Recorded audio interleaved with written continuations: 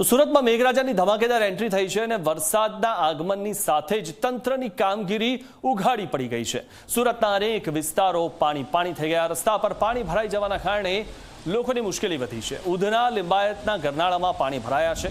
ભેસ્તાન પાંડેસરા વિસ્તાર પણ પાણી થઈ ગયો છે અને પ્રથમ વરસાદમાં જ ધોવાયો છે તંત્રનો પ્રી મોન્સૂન પ્લાન।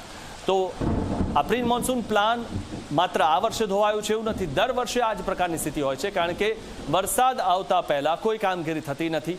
કામગીરી થાય છે તે માત્ર કાગળ પર થાય છે। બતાવવામાં આવે છે કે આ વિસ્તારોની ગટર લાઇન સાફ કરવામાં આવી છે। પ્રી મોન્સૂન પ્લાનમાં ઘણું બધું હોય છે, જે રીતે જે પણ જગ્યાએ પાણી ભરાતું હોય તે દરેક જગ્યાએ કામ કરવામાં આવ્યું છે એવું બતાડવામાં આવે છે। પરંતુ જેવું વરસાદ આવે, વરસાદ આવતાની સાથે જ પ્રી મોન્સૂન કામગીરી કરી છે કે નહીં તે ઉઘાડી પડી જાય છે।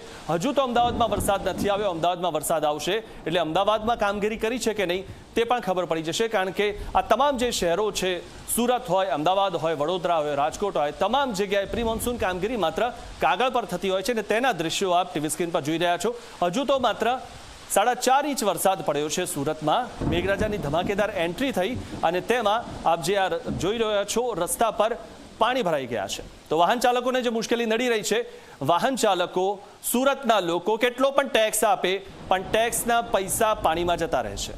તો ભેસ્તાન પાંડેસરા વિસ્તારમાં પાણી થઈ ગયો છે। આ વેસુ વિસ્તાર છે, વેસુ વિસ્તારની સ્થિતિ કેવી છે આપ જોઈ શકો છો।